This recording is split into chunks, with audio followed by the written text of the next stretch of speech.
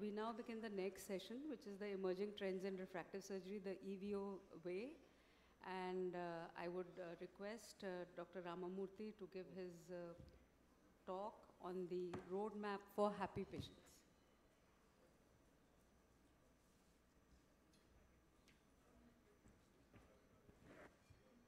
May I request Dr. Boris Malugan to please, Dr. Boris? Dr. Boris, can you please join me on dais?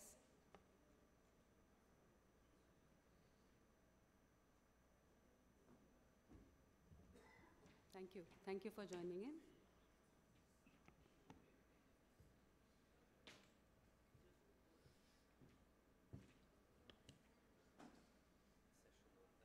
Yes, yes. So I have the pleasure of sharing the dais with Dr. Boris Malugan, all the way from Russia, who's really well known, needs no introduction to our Indian audience. So Dr. Ramamurthy? Yeah, just.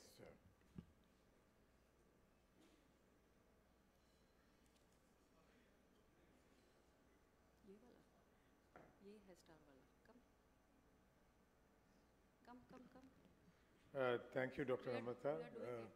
I think there's a slight change in the order, so my talk was designed to come a little later. But anyway, I'll start off with this roadmap for ICL, the roadmap for happy patients. I am in the advisory board of STAAR Surgicals. And even though this is an Australian study which was published quite some time back, there are quite a lot of ethnic differences. And the prevalence of myopia in our population is significantly more. But suffice it to say that less than 0.4% of the general population in this study had high myopia, and 2% of the total myopic population only had high myopia. Professor Titial on dais, please, sir. High myopia, which is beyond -10 diopters. But among the patients presenting for refractive surgery, they constituted 13%, for the simple reason that these patients with extremes of myopia are the ones who are likely to benefit the most from a refractive surgery. So it is said that the moderate myopes are 10 times more likely to present for refractive surgery, and high myopes are 16 times more likely to present for refractive surgery than low myopes. Obviously, these are the patients who would benefit the most from an effective refractive surgical procedure. Obviously, for us, the laser vision correction is the go-to choice as far as correcting refractive errors on a permanent basis is concerned.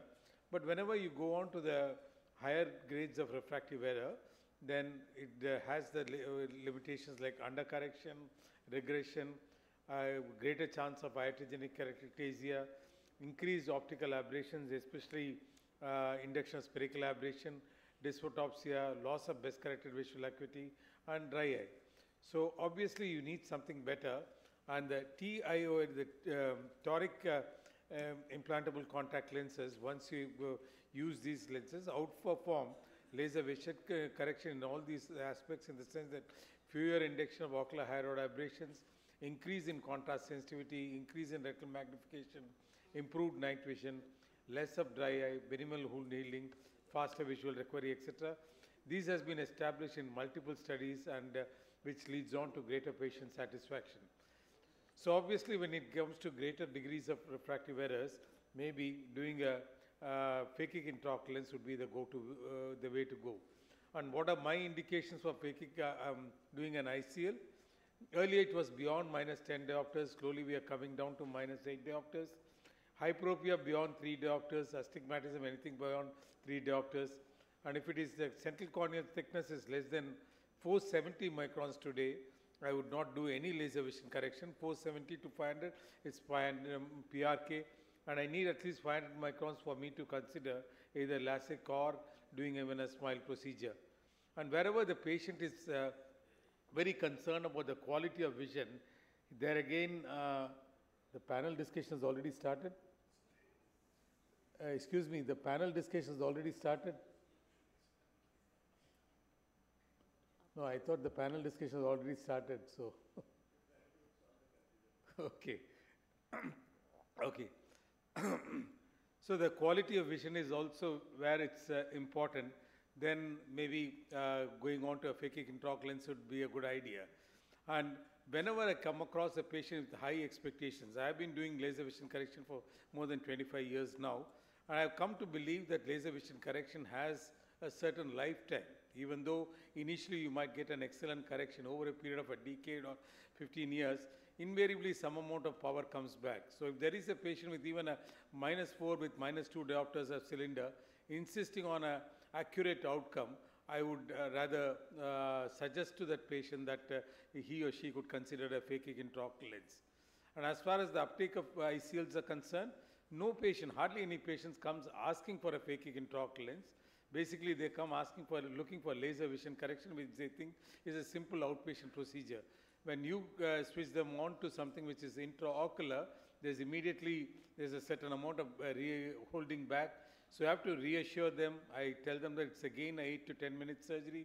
I do it bilaterally. They can go back to their work on the next day. And there's hardly any recovery period. We know that many patients, especially for higher refractive errors, when they undergo laser vision correction, it takes them quite some time for the vision to settle down, for them to enjoy their best uncorrected visual acuity. But as far as phakic intraocular lens is concerned, if the surgery is well done, whatever you get on the first day is what the patient lives with, till the phakic intraocular lens comes out, maybe for cataract surgery. And this is the way I do my phakic intraocular lenses. Initially, I do not dilate these patients, and you can see this because I do not want my instruments touching the anterior capsule. 3 or 9 o'clock is where meridians is where I do my incisions, and then subsequently it's a 3 millimeter main incision that I am making.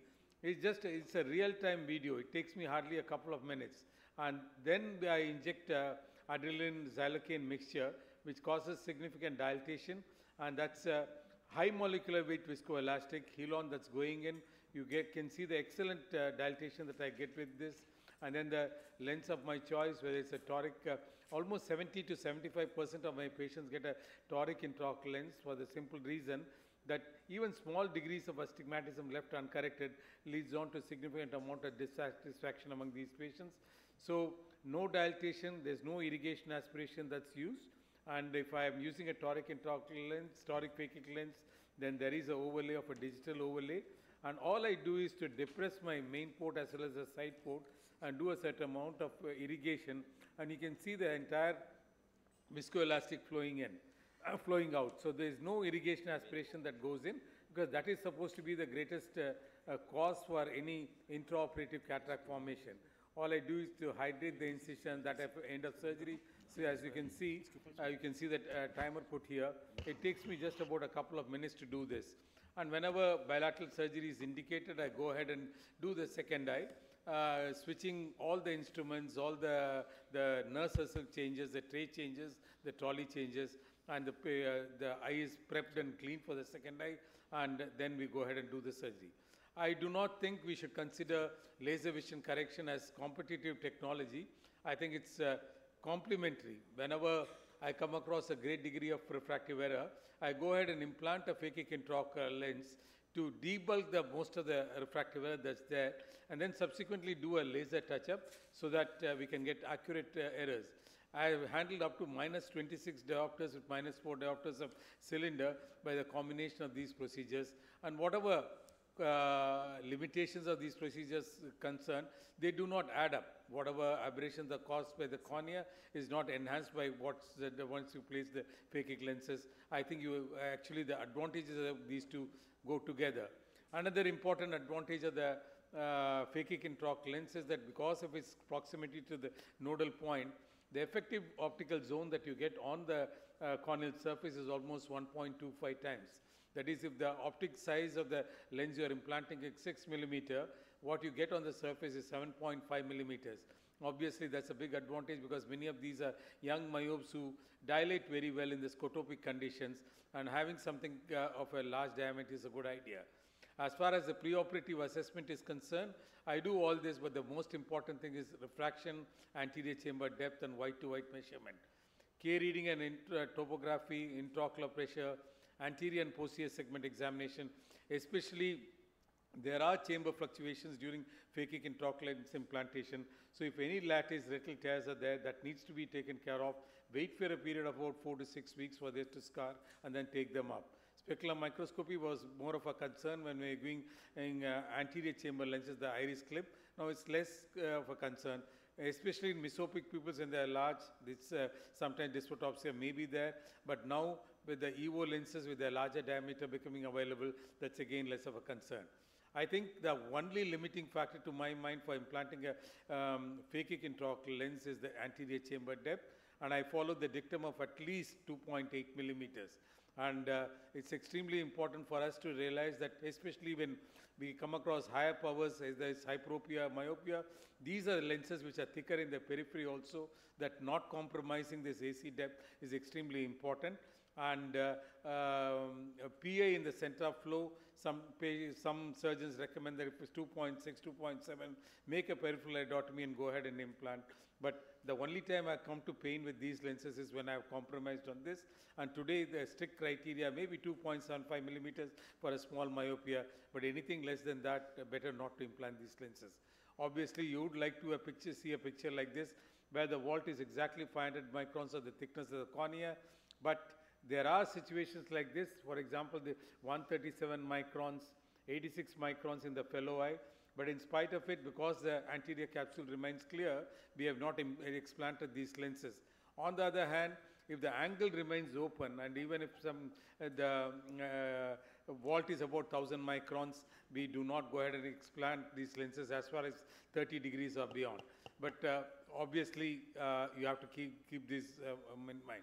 When it comes to sizing, then usually it's a combination of keratometry, AC depth, but it's also important to know that if you're using toric lenses in a case of a keratoconus situation, you may get a fallacious reading, for which we reduce the overall diameter of these lenses by about 0.5 millimeter. Horizontal white to white, and I think these things will be dealt to the other speakers also.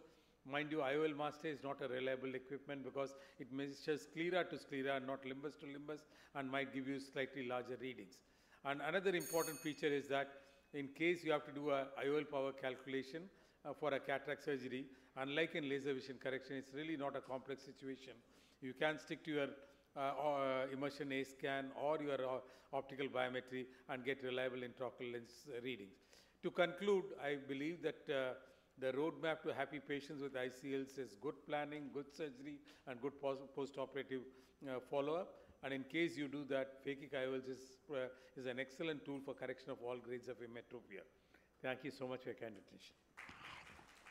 Thank you, Dr. D. Ramamurthy, for making this initiation in this session of EVO Way on a STAAR sponsored session here. I am Dr. Jeevan Tityal. Along with me, I have Boris Malugan from Russia, Dr. Mahipal Sachdev, Dr. Sonu Goel, and Dr. Sanjay Chaudhary here. I'd like to invite other members of panel, Dr. S. Bharti, Dr. Anant, and Dr. Arun Jain to come on the dais, please. Now we have Dr. Mahipal Sachdev, who's going to talk about ICL as flagship for 30 years. You know that this year is the 30th year of ICL existence, and he's going to take us through that. Thank you. Thank you very much, Dr. Tityal, for the kind introduction. Well, I'm just going to highlight the transition of ICL as ICL started, and most of us may not be aware that this has been there for about 30 years. I have personally implanted the first ICL in the year 1998. So just as a disclosure, I am on the advisory board of STAAR. So 1993 was the first implant that was there. The CE mark for the spherical ICL for hyperopia and myopia was got in 97. And then the toric ICL came. So first the first ICL that was implanted was in an army officer that I did for medical employment reasons, and that was a plain spherical lens. 2005, US FDA approved the Vision ICL. Then came the centra flow. So centra flow is something wherein you, as we all know, there's a hole in the center of the lens to give you the direction of the aqueous coming out. Then you had the EVO Plus coming in. Then you had the toric for the US FDA. So US has been late in giving the approvals. I don't know, Boris, in Russia you do the same ICLs? Since when? Basically, I think we sold the patent to STAAR for the ICL in, I believe, 1986. Okay. Because this was two patents, one for material and one for design. Okay.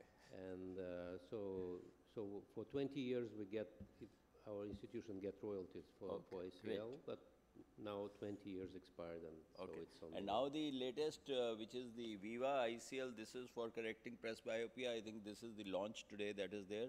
I'll just skip over this. You need to load it properly. This is how you need to implant. I am not going to show you the implantation video. The important thing is that the material matters. So they have a patent, as Boris was talking about. The EVO uses STAAR's exclusive, which is called as a polymer material, which has a history for over 30 years, which is something important. And polymer is derived from two words, that is collagen and copolymer. And it also offers UV protection. It is biocompatible. That is the most important thing, that the material has to be biocompatible to reduce the inflammation, flare and cellular reaction which is there. So you can see the quality of vision after ICL implantation. A lot of surgeons are now doing bilateral ICL implantation, but I prefer to do an ICL implantation and check the ward the next day or maybe a couple of days, etc., and see how the whole thing is going, and then we go ahead with the second.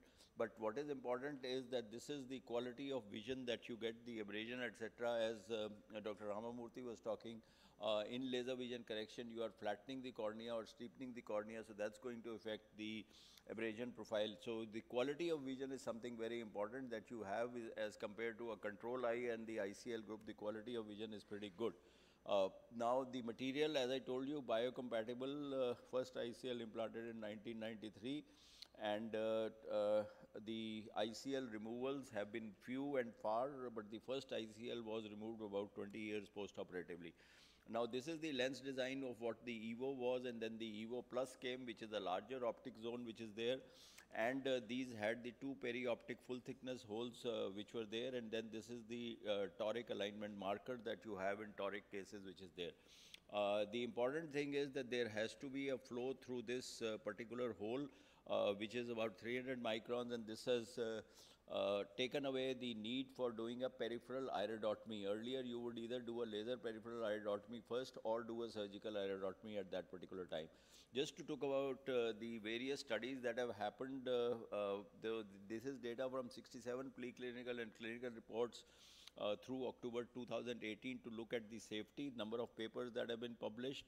So the weighted average efficacy index was 1.04, and if you see that the accuracy of refractive correction was in 91% of the cases within plus minus half a diopter, and within one diopter it went out to close to 98.7% looking at that. So ICL implantation, as Dr. Ramamurthy has said, is a viable surgical option for treatment even for low to moderate myopia, which has been shown. Now, if you look at the various complications that are there, safety index is very high, visually significant anterior subcapsular cataract, you could see, has not been reported. And now with the Centraflow, you can wash away the viscoelastic, which could at times cause anterior subcapsular cataract. Endothelial cell loss, ECL, is only 2.6%. That has been reported. Pupillary block doesn't come nowadays. Pigment dispersal is also, until of course the surgeon is pretty bad, that's something different. So this is what the various papers are as regards. Again, you are looking at the endothelial cell density, the time period of 5 years, and this is only 0.43. So this is something very important, that we don't have endothelial cell loss. This is Dr. Shri Ganesh, who talked about comparing the EVO, the femtosecond, and the Relax Smile between -3 to -8. And what he showed was that the highest efficacy index was in the ICL as compared to the refractive surgery. Highest safety index was also there, which is the post-op to the pre-op CDVA. Whenever you are doing high myopes or you are doing bioptics, the minification factor goes and the abrasions goes, and the patients are very, very happy. And there is no significant endothelial cell loss that has been reported. So this is basically a new paradigm, I would say, though it's about 30 years old, but according to various studies, there are now people who are going in for ICLs even for lower myopes rather than going on a corneal procedure which is there. But definitely there are 100% indications. I don't do a refractive procedure today more than -8. and I don't do on critically formifuste or whatever it is. I don't want to combine it with a CXL and do a laser vision. I would rather do with the ICL which is there. So these are just again figures to show. But the proven ICL platform has these many lenses which are over 30 years, and it's a posterior chamber lens, and when you look at the patient satisfaction, this is much higher than the laser vision patient satisfaction, which is close to almost 100%, that 99.4% of the patients are happy with the ICL implantation which is there. And so basically, to sum up, I would say superb quality of vision, excellent night vision, you don't have much problem, rapid visual recovery, adverse events are much lesser. Even if you have an adverse event of a cataract, it's much easier to deal with a cataract rather than deal with an ectasia, and preserves the cornea and crystalline lens, and ectasia is obviously not there. The other advantage is that it is removable. That means that you can reverse the procedure as a surgeon if you want to take this out. So this is all that I'll wish to say, and now you have the presbyopia correcting lens, which is an EDOF variety, which is the Viva, which is now commercially available in India, and a couple of lenses have been implanted in India, but as things move on, we will come to know the results of these particular lenses. Thank you very much for your kind attention. Thank you. Thank you, Dr. Mahipal, for highlighting the 30 years of journey of ICL and your experiences. And we'd like to invite now Dr. Sanjay Chaudhary, who is going to talk about his early experience with EVO Viva EDOF IOL. I think that is a change which is going to happen in the practice of phakic IOLs for a presbyopic correction. And let's hear from Sanjay what is his experience in Indian eyes with this. Thank you, Dr. Tetial. In the meantime, I think we have to go down so that they can prepare the stage. So I'm very excited about this new introduction in the family of ICLs. So from a normal monofocal, we are crossing the threshold, and we are going to monofocal to EDOF ICLs, and it is called the EVO Viva EDOF ICLs. So this is a very interesting phase, a very good option for people who are entering the presbyopic age and are myopic. Right now, in all these people, we used to correct them either for distance, and overnight they needed glasses for reading, or we thought we will do a monovision, one eye for distance and one eye for near, which not everybody was very comfortable with the idea. We didn't want to do an RLE. It's too early to do an RLE for them. So we had actually no options. And now this is opening up a whole new segment for those people for which we didn't have any solution in the near past. So this is an elderly person over the age of 45 who can watch the TV and also see his mobile, despite the fact that he was myopic for, say, last 30 years, and now he has this advantage. Now this is the basic concept of the design. So it's a smooth radial variation in power across the optic from the central to the periphery that reshapes the wavefront. So it is a refractive optic. It is not a diffractive optic. So there are no rings, no diffractive rings. These days we have developed an antipathy towards the rings. We said anything which rings is probably in the psyche of a present ophthalmologist not the way to go. So this is without rings. It is a refractive optics, and the periphery of the lens provides more power than the center. That's easy to understand. For example, if the periphery is -7, the center could be -5.5. So that is how you would get that myopic gradient, right? Central region creates a slightly myopic region to provide near vision. So to understand these principles, just I'll make you understand by these 2-3 slides. Understand this slide. A bundle of ray of lights coming in, which is the yellow. This is the refractive surface, which is the lens. In this case, let us say it is a EVA Vivo lens.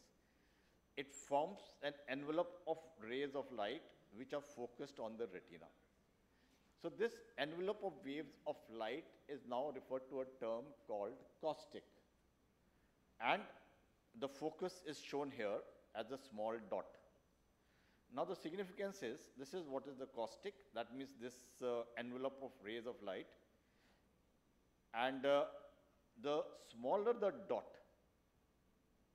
the better the focus on the retina, right? The light is focused on the small circular area onto the retina. The smaller the circle, the better the focus. This is the basic principle, naturally. Now, look at this. A football coming from distance to near. In a normal person, as the football comes from distance to near, the focus changes and the vision gets blurred in a presbyopic person. Here you see, again I'll just show you. Don't look at the football now. Look at this caustic. This wavefront is hardly changing. It's still a sharp point focus. That is the property of the EDOF lens. Now watch a comparison. Above is an EDOF lens, below is a monofocal lens. We showed you that in an EDOF lens, the caustic shows that there is hardly any increase in the focus spot size. And look at this, in a monofocal lens, the caustic showed that the focus increased from a small point to such a wide area. That means that is what is causing blurring. Let me show you again and focus on the lower diagram, that is the monofocus lens. The football is approaching in a monofocal person. See the way the wavefront is changing. Now this is his problem. That is why he cannot see something for near. And the EVO, Viva, EDOF, ICL is now with us in India. We have had experiences with 3 patients, 6 eyes, and it's my privilege to give you my early experiences, share my early experiences with you on this lens. So this is the video. I hope we have the sound. Sound? Sound, we don't have the sound. Where is the sound? Huh? Jack, ek to laga hua hai.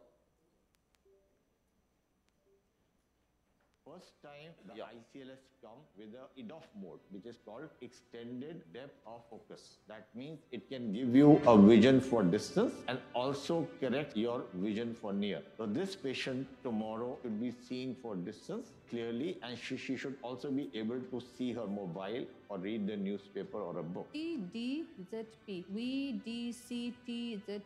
If we decide to donate our eyes after death, then it is absolutely useful to someone. My name is Rigzin Hamu Bhutia, and I'm from Sikkim, and I'm teacher by profession. I'm 45 years old, and my right eye is -4 and the left is -4.5, and I've been wearing glasses for the past 21 years. So now what we are going to do with this new generation of ICL.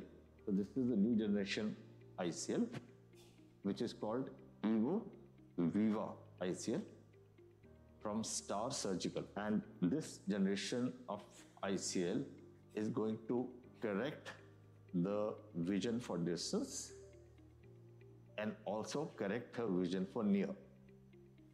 So which is the first of its kind. It's been launched internationally. It is FDA approved. And this patient is going to get the benefit of this lens. Spectacle power in the right eye is -4, this.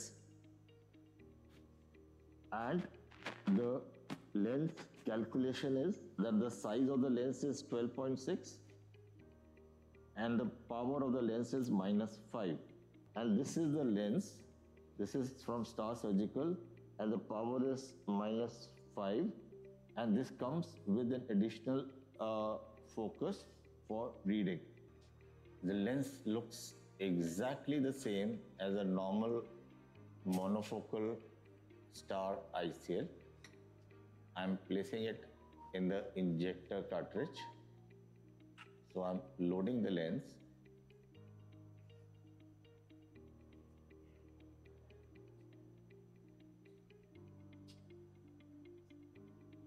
So the lens is loaded.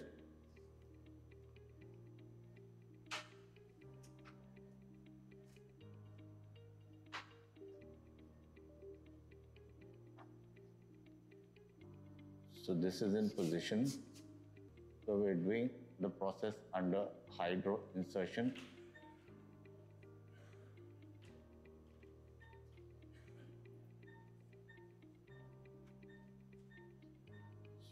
So this is the lens opening up inside the eye.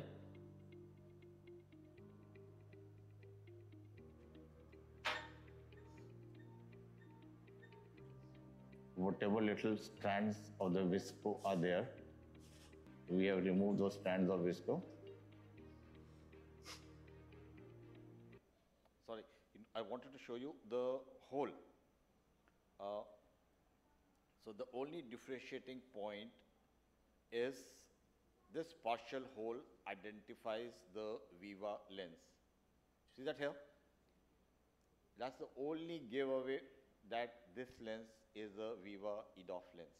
It's a partial thickness hole. So don't be worried that what is this additional spot lying there. Remove those strands of visco.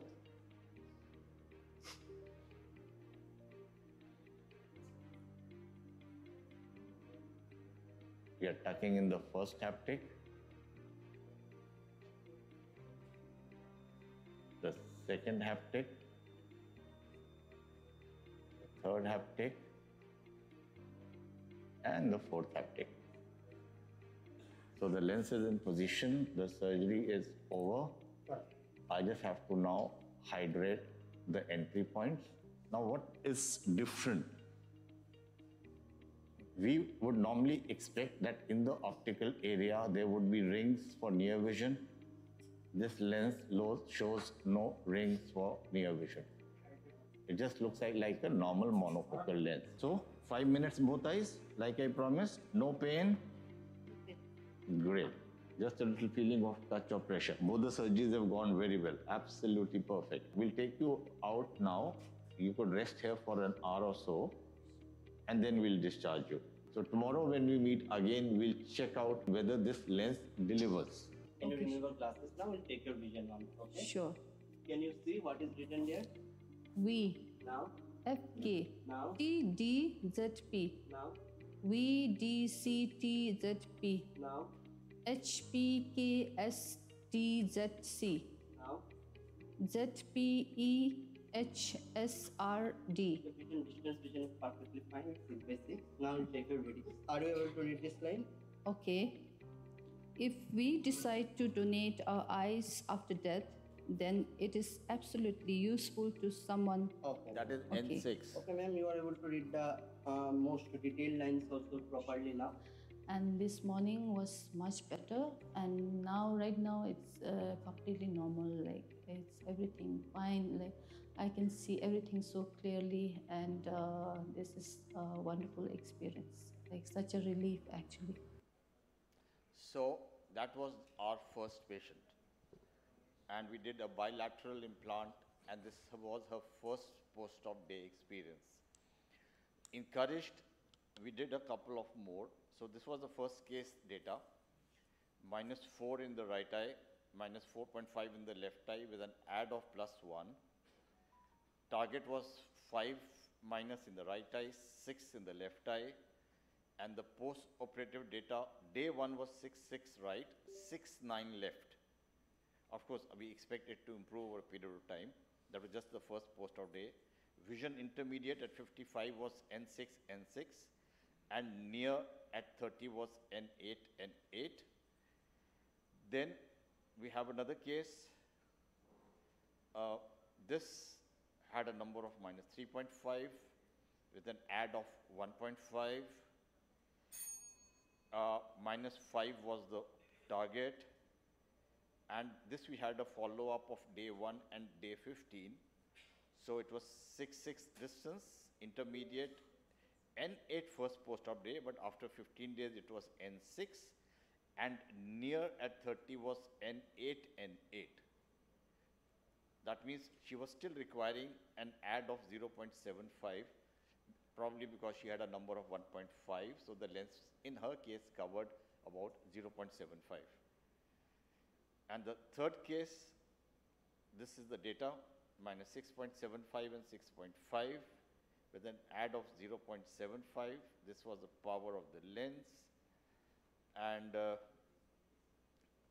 sorry, this is it, 6 by 6, 6 by 6, N6, N6, N6, N6, distance and intermediate and near. So the three cases, the results were very encouraging. So we had an uncorrected distance vision of 6, 6 in all, uncorrected intermediate at 55 centimeters, N6 for all, uncorrected near, N6 in one case where we had to use an add of 0.75, otherwise it was N6 without any add. A longer follow-up and more cases are needed to understand this lens better. Thank you so much. So thank you, Dr. Sanjay Chaudhary, for that wonderful talk. I have also a limited experience of maybe one patient bilateral implant, and the patient is doing very well, 45-year-old gentleman, -5 with 0.075 add, 6.6 N6. So I think that partial thickness hole is just to, if I'm not wrong, to figure out that if the patient comes on post-op to any patient, any doctor, that we can know whether it's a Viva or a EVO Exactly, IC. Yeah. Thank you. So any quick questions? So we are now stage.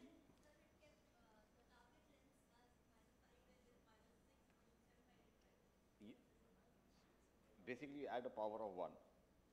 If it is -5, it becomes -6 when you're correcting. I'm sorry, that was a wrong data entry. So I think very nicely picked, but actually the ICL size goes one diopter up. So that's the ICL power that he was mentioning. So, but you correctly pointed out that's wrongly mentioned. Yeah. I noticed that. That was a wrong data entry. Yeah, so that was wrong data entry, I believe. Thank you. Dr. Chaudhary, great, but as we all know, EDOF lenses are slightly deficient for real near vision. So do you think going forward, once we get enough experience with this, is doing a mini monovision, maybe in a non-dominant eye, giving a extra 0.5 or leaving behind -0.5 would be a good idea, so that bilaterally implanted, then patients would have better reading vision? I think that was the future, because it is still an EDOF. It is still correcting, say 1 or maximum 1.25, that time would tell us with our experience. Right now we are selecting only those people who are in their 45s, 50s, who still have an add of about +1.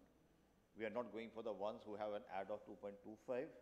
But yes, as we understand the lens better, micro monovision should be the way to go. I totally agree with you. Trying to play with the limited amount of accommodation that the patient still has. So that's why the limited, between 45 to 50 years of age. But I think that's a great idea, to do a mix and match and try to undercorrect for distance, and then works very well. So I think that could be some future. So now we have... one question to Ramamurthy, sir. So by the time we take up the question, we can have the stage arranged for the laser show. So I'll request Sir, everybody to in all go down. micromono vision patient, do you check stereopsis? Well, we can do a contact lens trial. When we didn't have these EDOF lenses, when I had to implant these lenses, I used to have a difference of 1.5 diopters, full correction in one eye, and in the non-dominant eye, maybe make it less by about 1.5 diopters. So it used to work. I usually give a contact lens trial and see whether the patient is comfortable with that. Okay. But I think you should go for stereopsis checkup also in these cases. I know. That would be ideal. It will be a very good binocular Yeah, scan then. yeah.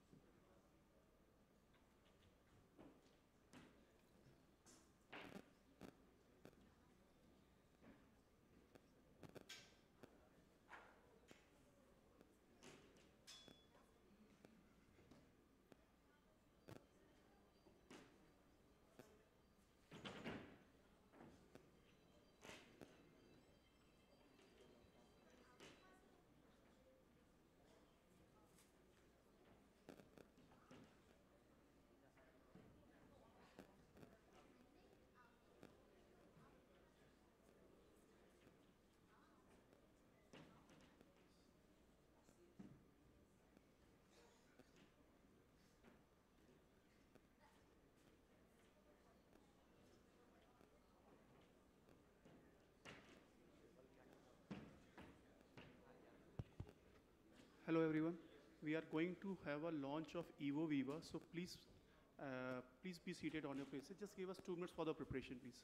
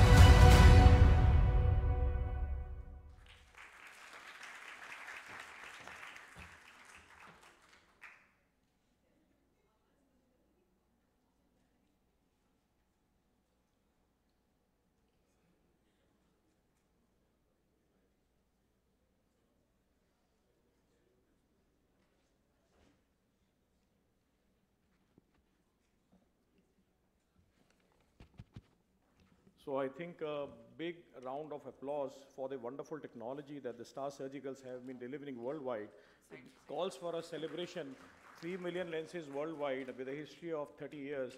And I think we all are a testimonial for almost 20, 25 years. I think Dr. Mahipal has shared his 30-year-old experience. Dr. Ramamurthy is sitting with me. I think Dr. Partha, all have been more than 2 decades with this wonderful technology. So congratulations for this Viva, and I think this has to be a game changer for the presbyopic correction baby boomer age group for the next decade to come. So now we have our own Dr. Partha Biswas talking on integrating and mastering ICL practice from cataract surgeon perspective. And I think this is very important because, investing in, fancy gadgets, ICL practice, I think, should be a good to go for all the cataract surgeons, hardly any equipment and, investment required. So all to you, Dr. Partha. Thank you very much, Sonu. And it's a pleasure to be talking about the ICL. And this is something because I believe in it, and I think it's something that definitely has to be in our armamentarium and in our practices. So can I have a quick show of hands about who are implanting ICLs? Right. So basically when we started out nearly about 18 years ago with the ICL technology and we incorporated it into our practices, there were so many ifs and buts at that point of time, and I'm sure these ifs and buts will linger on in everyone's mind. Every cataract surgeon who has a high volume, who is good at doing cataract surgery, but steps back from not doing an ICL because of doubts in the mind. So let us dispel a few of these doubts, and I have no financial disclosure to make. Now, why I would want you to incorporate the ICL practice into your big volume cataract practice. Now, because of the excellent outcome of this particular lens, it is something that is becoming a demand from our patients.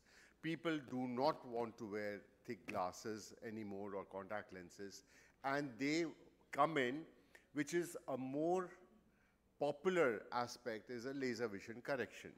But at times a laser vision correction patient cannot be done, a laser vision correction, and it is not by choice that we tell them that you can go ahead for ICL or the laser vision correction. Now we have the technology with the development, and the benefits of ICL can be passed even though a patient is acceptable for laser vision correction.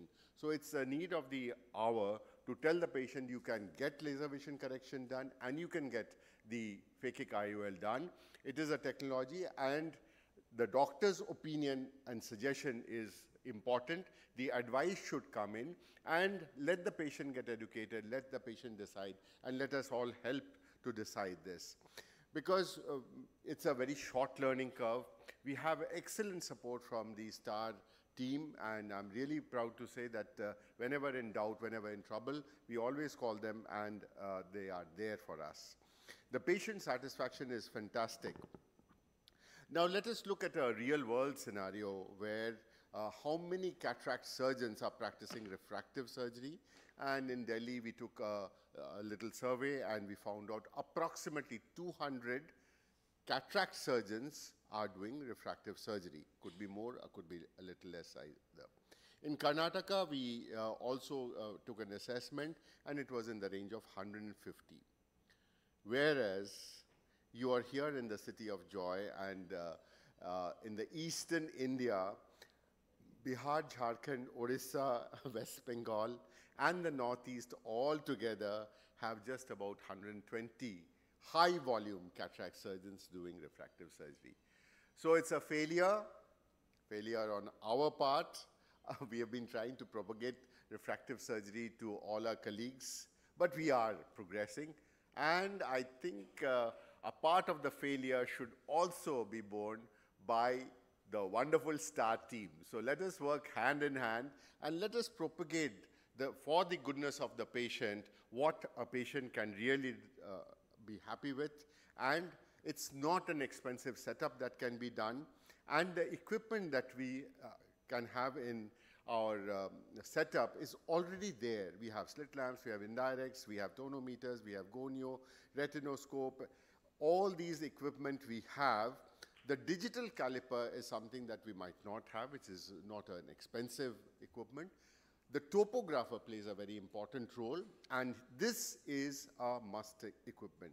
Now, if a topographer is not available to a small practice, we can definitely rely on a colleague's practice and get in touch and have the topography done at a colleague's place. So for a preoperative evaluation, all these equipment are important, and the specular is particularly important. IOL Master is an important tool.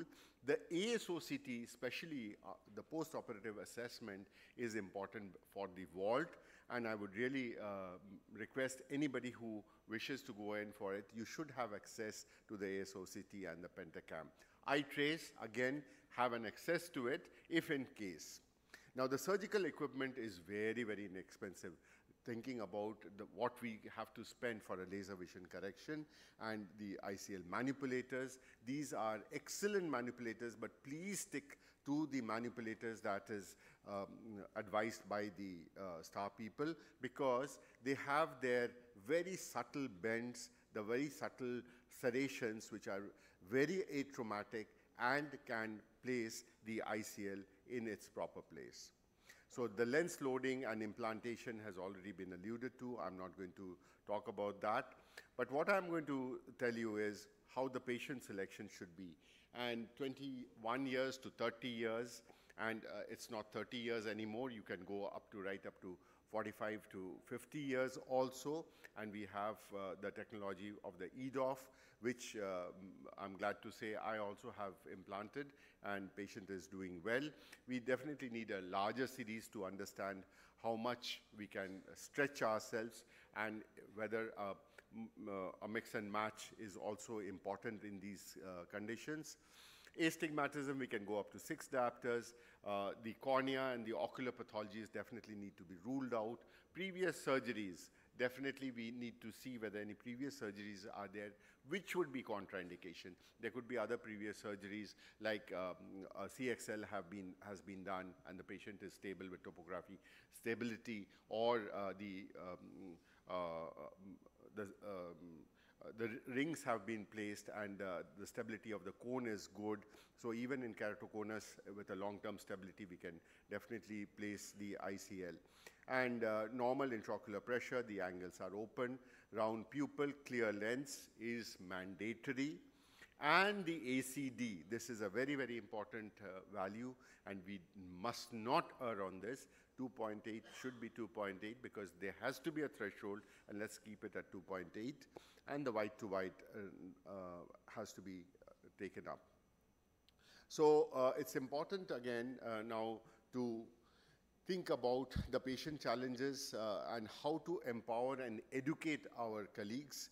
The education about the EVO, ICL, and because this has been something that is well into the practices, it's important that we spend time and effort and help our colleagues to get on to the phakic IOL implantation and the surgery. The vault, the intraocular pressure, the pupillary block, angle closure glaucoma, pigment dispersion, anterior subcapsular cataract, all these are very, very important when we are thinking about it.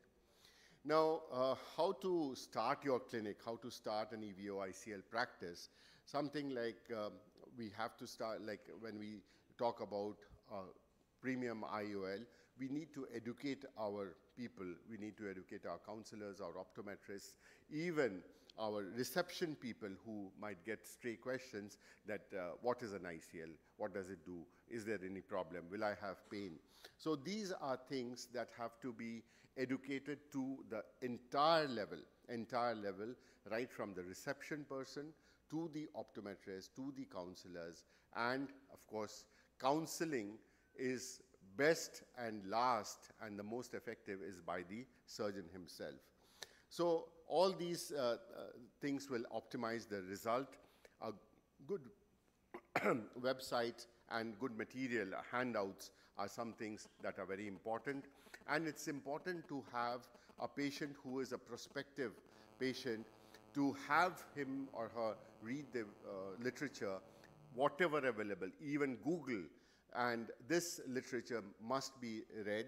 The patient would understand some things, would be confused about the rest. And when the patient starts asking questions, you are at a better position to tell the patient that what benefit is going to be there after the surgery.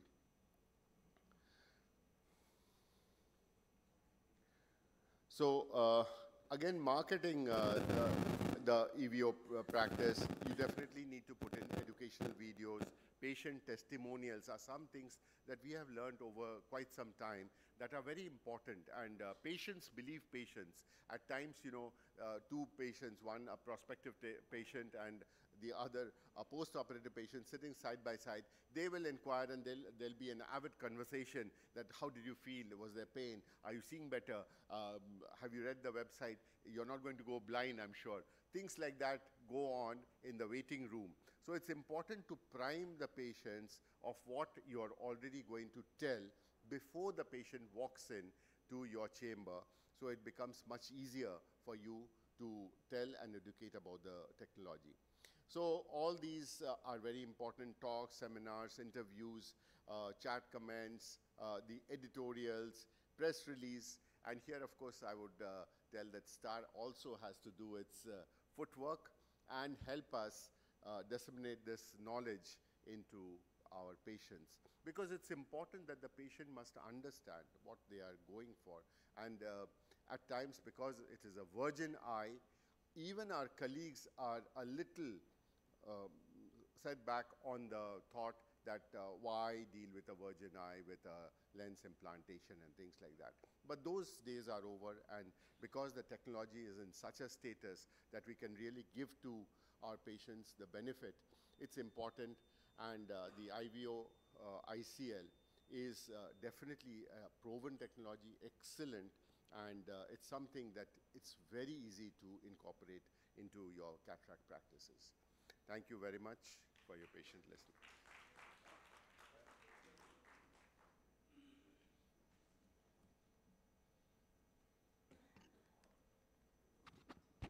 So thank you, Dr. Partha, for that wonderful talk. A quick question to you. So do you think people who just practicing cataract and are new to refractive, is it not a good idea to set up an ICL clinic and, you know, good to go with the ICL? I think your, you know, talk just briefed about it. So just a quick word, how to encourage, you know, people to start. So one thing that we all consistently do, we have large group practice, and our cataract surgeons who are not doing the ICL surgery or laser refractive surgery, we try and induce them into it. We help them with the procedure, we hold hands and supervise and help them to develop the practice. What is the truth is, the good practices of cataract might actually end up having just 1 or 2 refractive patients in a month. So it's very important to handhold them every month. It's not that, you know, once a laser refractive or a phakic IOL is done and the patient is happy, surgeon is also happy, but every time, because the consistency would not be there in the smaller practices and somebody who's not doing large volumes of refractive. So it's very important that holding of hands, so that there should not be a trouble in the outcome. Otherwise, the patient, it's a setback for the patient, it's a setback for the surgeon as well. I think one more question to both of you. Now with the experience of ICL, and we are doing for our lower grades of refractive error also, do you think this is going to replace the laser vision correction in future? Sir, not replace, sir. I think we'll have it in our armamentarium, and we surgeons who will have to judiciously understand and place that laser vision correction or the phakic IOL into that particular refractive patient. Can I answer that? I mean, looking to the long-term outcomes of over 20 years with the Collamer lens and the Collamer material, we have seen that this material has been quite stable without any, complications and without any cataract. So I think dictum still what we are practicing is anything more than -8 goes to a phakic lens, and anything on the low diopters and definitely where you have a cylinder less than 1 could be a better option on the lenticule or the refractive platform. But for people who are, inhibitant or they have a resistance to investments, for young, people and who are good in cataract surgeries, it's a good idea for them to start their refractive practice for even low diopters of ICL, because we have seen that the only thing is the sizing. And I think with the limited tools that we have for cataract is good enough for them to start their refractive practice. So I think that can be an additional, in terms of their the volume and the monetary. Thank you. One question to Bardhaman here. We have a patient, let's presume -3, and not, suitable for a LASIK flap related or a lenticule-based surgery. Would you prefer doing PRK or ICL in that patient? You have two options now, either PRK surface or a ICL. Hello, yeah. So I think this is quite a gray zone or borderline kind of patient. In fact, in such patients, it also depends on how thin is the cornea. Like if the cornea is going to be definitely at about 5 less than cornea is 470. 470, then I think my choice will be ICL as the first option for this patient. Okay, thank you. Yes, sir. Question. Few surgeons are doing ICL implantation under hydro, under BSS. Any tips those who want to convert from implanting under viscoelastic? Okay, I think so. He's going to touch that. I'm going to touch upon this also, yes, sure. Can I have my slide, so, we now have Dr. Vardhan Kankaria, and he'll be talking on pearls for surgical success for EVO ICL. Vardhan is a high volume echo-refractive surgeon, and I think he's a very young, dynamic scientific committee member. And all to you, Vardhan. Thank you so much, Dr. Sonu and Dr. Titial, sir. Thanks to STAAR for the invite. Friends, I'm just going to touch upon, because we have the Russian Ophthalmic Society session after this, so I'm going to touch upon some of the surgical successes. But before I come to that, this was a very interesting case that we had published, our group had published back in 2007. So this patient had undergone LASIK in one eye and the ICL for the other eye for about -9.5 diopters of myopia. At 10 years of follow-up or 9 years of follow-up, the eye which had LASIK had receded to 6/18 vision, but the eye with ICL was still at 20/20 or 20/25, demonstrating an excellent visual acuity, and the patient was far more happier with the eye which had ICL compared to the LASIK for such high myopia. This was possibly the world's first report which was published as a comparative analysis. We all know that if you want to become a refractive surgeon today, you cannot be a LASIK surgeon. You should have a complete armamentarium, and one of them, of course, is ICL. We have looked at the patient selection, but now I'm going to just make 3 exceptions and make sure that you understand this. Number 1, the age. We used to talk about age less than 45. That is not true anymore. You can go up to 60. Now you have the ICL Viva also available to you. The internal ACD, which was considered to be 3, is now at 2.8, even officially. And the third thing is that we were actually doing it for only myopia 8 and beyond, and of course for a lot of patients who had corneal non-suitability for lasers, and of course in those for low myopia we were doing ICL, but now ICL is also an option for patients who would like to have this in the gray zone of even low to moderate myopia as well. Sizing is the most important thing, as we have said. I'm not going into the details of the same, but when it comes to the surgical success, if you're looking at a patient who requires a toric ICL, the most paramount thing is to look at your markings. I prefer it to be done on the slit lamp. Then it is very crucial that you load the lens correctly. I think the half of the success of ICL is how you load the lens. As you can see here, this is the cartridge, which is called as, there is a front end which is closed or it is fissioned. There is a back end which is more open, which has a docking deck. You can see that this is a variety of ways in which we are going to put the lens in. I'm going to showcase to you in the form of this short video. So the ICL comes housed in BSS. You open this vial, you take your cotton tipped applicator. You have to understand this is an extremely delicate lens, so you should not handle it with the help of forceps, and you should not scratch the lens. So it is very important that you look at the cartridge, that it is okay. You put a bit of BSS and very tiny bit of viscoelastic. You should not fill it with too much of visco. So this is called as the front loading deck. And now this is the cotton tip applicator. I'm going in, I'm just taking the lens out. You have to make sure that you take it very gently. You put it onto the docking deck. When you're actually putting the lens, the side flanges are actually going under the docking deck, and you have to do the whole maneuver with the help of your cotton tipped applicator. Do not use a forceps. Now this is the front loading forceps that we are using, and this has to be done bimanually, where you are actually pulling and pushing at the same time on both hands. And this is a bit of viscoelastic which have been put in even at the end of this. So once you have this, of course, for cataract surgeons, it is very important that you now change the planes, because now you have to work more parallel to the iris. Because as a cataract surgeon, you are always more prone to work towards the center of the eye. You should not do that. You should have a nice 2 paracentesis done. Use viscoelastic. I prefer HPMC. You should avoid a dispersive viscoelastic in this case for sure.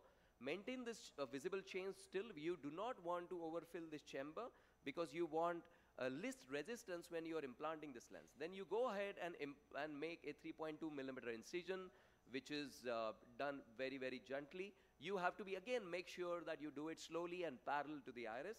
That is extremely important for us. And then you inject the lens. You see that the ICL has 2 holes, 3 holes in fact. One is in the center, that is for your circulation of your aqueous. But there is a orientation hole on the foot plate in the front and on the right side, and on the fag end on the left side. So you have to make sure that your lens is oriented perfectly well. And when you implant it, you have to implant it over the iris, so you have to always work parallel to the iris. When you actually are implanting, you have to implant extremely slowly, so you have to look for a sign, which my mentor, Professor Palikaris, used to call it as a Mickey Mousing. As you can see, when the ICL is actually getting released, there is a Mickey Mousing of both the foot plates on the front end. When you see that this is actually opening up very slowly, that is when you should actually inject the rest of the lens. Once you have this, inject a bit of viscoelastic on the top of the ICL, not under it. And now this is going to give you more space for maneuvering this ICL when you are going to tuck it inside. This is a specialized instrument I use, which is again designed by my mentor, Professor Palikaris, and this helps me to actually put the foot plates in place in very gentle manner. You can use another instrument for a very gentle bimanual way of snugging it in. And then you have to, of course, align it very well if it is a toric lens. Of course, people who have done that with the help of your toric IOLs know how to do that.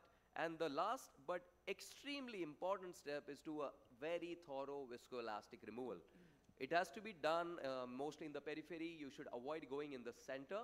You have to spend that extra time so that you do not leave behind any viscoelastic under the lens or over the lens. The beauty of the Centra Flow technology is that you have this hole which is going to allow the viscoelastic to escape during the procedure and have a more thorough viscoelastic removal. Even if there is a small amount of viscoelastic which is between your lens and your natural lens, it is going to come and wash out itself during the very early post-operative time. So of course, needless to say that other advantages of having the Centra Flow is that it is going to reduce your chance of early cataract glaucoma formation, because it allows the aqueous to flow more physiologically, avoids any kind of peripheral iridectomy. Now, this is the, of course, straightforward wound closure that you should be doing, and this is how the patient is done. I prefer to do one eye at a time. I prefer to do one eye today, one eye tomorrow, after I'm sure that the vault is good, the sizing is perfect. So when it comes to some variations, now one of them that I'm doing now is the angle paracentesis. You can see that when I'm actually doing the paracentesis in the angle fashion, I can reach out to the foot plates more easily. So that is the whole purpose of doing this angle paracentesis. And for some of my patients who are having very deep chamber and only a spherical implantation where I'm sure that I'm not going to require a lot of maneuvering, I do now hydroimplantation, as you can see. Of course, there is a bit of viscoelastic which goes in the beginning, but the whole maneuvering is done under irrigation.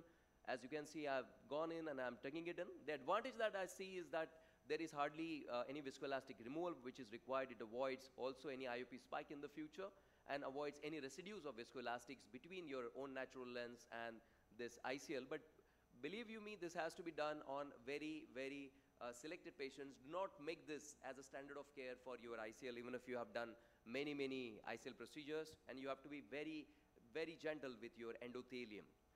In terms of post-operative considerations, one thing that I would like to tell you is that I look at the world 2 hours after the procedure, and most importantly, you should avoid using any meiotic agents during the surgery. So avoid using pilocarpine, which is used many times by ICL surgeons.